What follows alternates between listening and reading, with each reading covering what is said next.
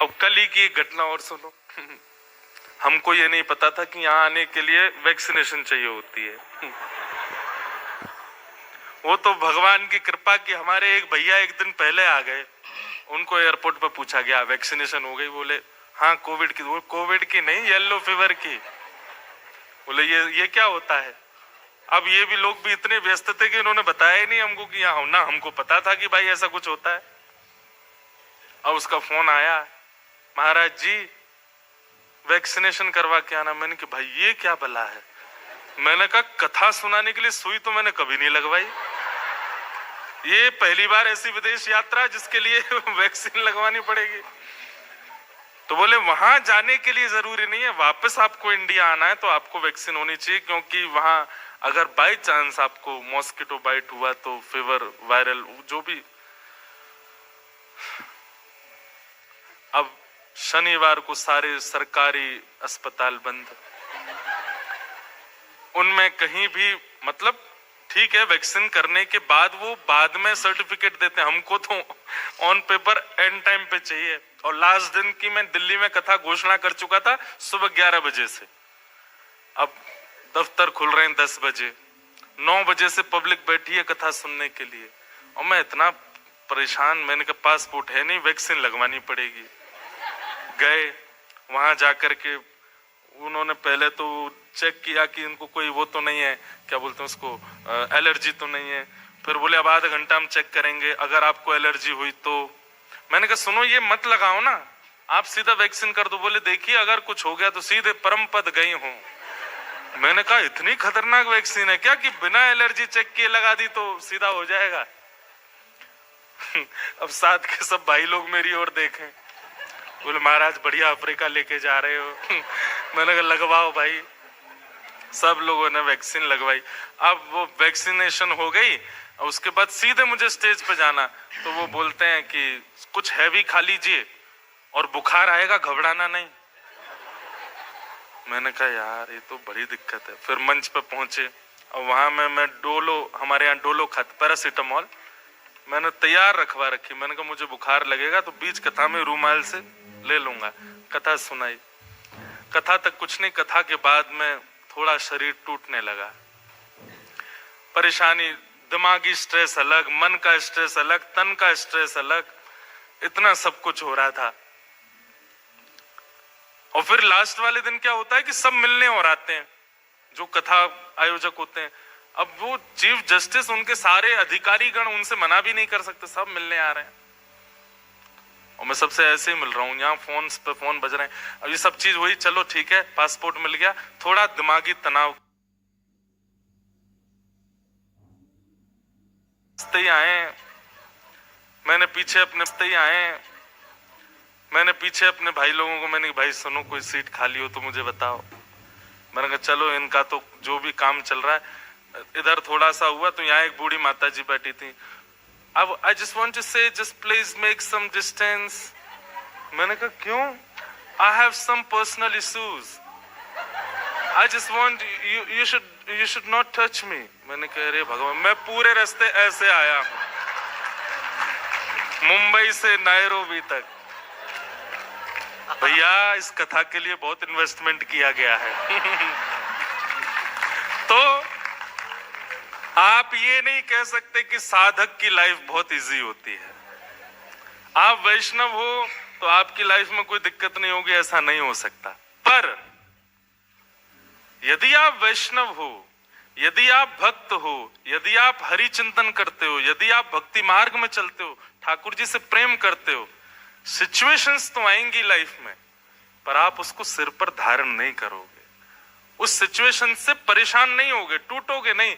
वो परेशानी तो देगी, पर बाद में वो ऐसी हंसी में परिवर्तित हो जाएगा जैसे हम हंस रहे हैं। बस ये होता है लाइफ में। तो जो आपके कर्म हैं, जो आपका प्रारब्ध, वो आपको भोगने से कोई नहीं रोक सकता। पर हाँ ये हो सकता है कि नाम जप, सत्संग और भगवत भक्ति, इससे वो आने वाली परिस्थिति जो आपको तोड़ सकती थी वो आपको तोड़ेगी नहीं। आएगी तो सही, फील तो होगा। मैं कथा में कहा करता हूं कि भक्ति is just like anaesthesia injection. Anaesthesia का इंजेक्शन लगने के बाद में आपका वह पार्ट सुन्न हो जाता है। अब चाकू तो लगाया जा रहा है, ब्लीडिंग तो हो रही है, ऑपरेशन तो हो रहा है, पर आपको पता नहीं चल रहा है। ठीक वैसे ही लाइफ में सब कुछ होगा जो नॉर्मल एक व्यक्ति के जीवन में होती है, परेशानियां, स्ट्रेस, डिप्रेशन, सब कुछ होगा, पर आप थोड़े से नम हो जाओगे, थोड़े सुन्न हो जाओगे, थोड़ा ज्यादा फर्क नहीं पड़ेगा उस चीज से। ये भक्ति का स्वरूप है। तो आई जस्ट वांट टू से कि इन 3 दिनों में आपकी पूजा भक्ति में परिवर्तित हो जाए तो हमारा यहां आना सार्थक होगा। आपको ठाकुर जी से प्रेम हो जाए।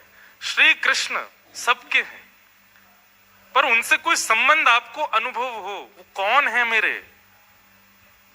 वो केवल परमात्मा नहीं है, वे परमात्मा हैं, पर श्री कृष्ण रूप धारण करके, श्री कृष्ण के रूप में, श्री कृष्ण के फॉर्म में आकर के उन्होंने हम सबको अधिकार दे दिया है कि तुम मुझे भाई मानो, बंधु मानो। हाँ, मैं परमात्मा रूप में था तो तब तुमको मुझे परमात्मा ही मानना है, लेकिन मैं कृष्ण बनकर के इसीलिए आया हूं, मैं अपनी पदवी से उतर करके इसीलिए आया हूं ताकि तुम मुझसे संबंध बना सको। और एक बात और सुनिएगा, सतयुग, त्रेता, द्वापर, कलयुग, ये 4 युग हैं। इन चारों युगों में भक्ति और भगवत प्राप्ति का सबश्रेष्ठ यदि युग कोई है तो वो है कलयुग। और एक और बात कहूं मैं अफ्रीका आया हूं, विदेश में हूं, इसलिए कह रहा हूं, ऐसा नहीं, मैं वास्तविकता कह रहा हूं। इंडिया में रह करके, भारत में रह करके, वृंदावन में रह करके, वृंदावन में आसपास रह करके, या किसी भी तीर्थ क्षेत्र में रह करके भजन करने वाले साधक की भक्ति ठाकुर जी स्वीकार करेंगे, परंतु अपने देश से दूर, व्यवस्थाओं से दूर, भक्ति से दूर, एनवायरमेंट से दूर, ऐसी विपरीत अवस्था में भजन करने वाले की भक्ति ठाकुर जी शायद सहजता में करने वाले से ज्यादा स्वीकार करेंगे। हमारी बात समझ में आए तो ही ताली बजाइएगा। समझ में आई बात? एक तो देखो, वो बालक डॉक्टर बन गया जिसकी माताजी भी डॉक्टर थी, पिताजी भी डॉक्टर थे, दादाजी भी डॉक्टर थे, दादी भी डॉक्टर थी, परदादाजी भी डॉक्टर थे, ताऊ जी भी डॉक्टर हैं, चाचा भी डॉक्टर हैं। उस घर में अगर बालक डॉक्टर बन जाए कोई खुशी नहीं होती किसी को। नॉर्मल बात है, फ्लो चला आ रहा है, जीन्स में ही डॉक्टरी है। लेकिन जहां पिताजी भी डॉक्टर नहीं है, माताजी भी नहीं, पुरखों में कोई डॉक्टर नहीं रहा, और उस परिवार में कोई बालक यदि डॉक्टर बन जाए तो उसका उत्सव पूरा नगर बनाता है। ठीक वैसे ही इंडिया में रह करके भजन करना और वहां रह करके भक्ति साधना करना, ठाकुर जी को लगता है माँ भी तो करती हैं, पिताजी भी तो करते हैं, और चलो माता पिता नहीं भी करते, एनवायरमेंट में तो भक्ति है। हर तीसरे घर में एक वैष्णव तो है, हर 5वें घर में हरिनाम संकीर्तन तो हो रहा है। और अभी तो जो हमारे वृंदावन के पूज्य श्री प्रेमानंद जी महाराज, द यूट्यूब सेंसेशन, किसी समय में सेंसेशन होते थे गायक लोग, रैपर्स लोग, उल्टा सीधा करने वाले, आजकल सेंसेशन महात्मा हैं। अब तो पूरी दुनिया सुनती है, पूरा भारत का हर दूसरा घर सुनता है उनको, पूरे विदेश में सुनते हैं। वहां रह करके भजन करने वाले के लिए एक एनवायरमेंट तो है, एक फ्लो तो है, जिस फ्लो में जाकर के वो भजन कर सकता है। उसको कथा सुननी है तो अभी इंडिया में इस वक्त ऐसा कोई नगर ऐसा नहीं होगा जहां कथा ना चल रही हो। आप मुंबई में पूछ लोगे तो वहां भी किसी की कथा चल रही होगी, अहमदाबाद में भी चल रही होगी, दिल्ली में भी चल रही होगी, कोलकाता में भी चल रही होगी, चेन्नई में भी चल रही होगी, लेकिन केनिया में एक ही चल रही है अभी। इसका मतलब क्या है? यहां इजी नहीं है, फिर भी आप भजन कर रहे हो तो ठाकुर जी की दृष्टि आप पे ज्यादा है। फ्लो में आपको पतवार भी नहीं चलानी पड़ेगी, नाव उतरते चलने लग जाएगी, लेकिन नाविक आप तब माने जाओगे जब आप विपरीत दिशा में नाव चला के दिखाओ।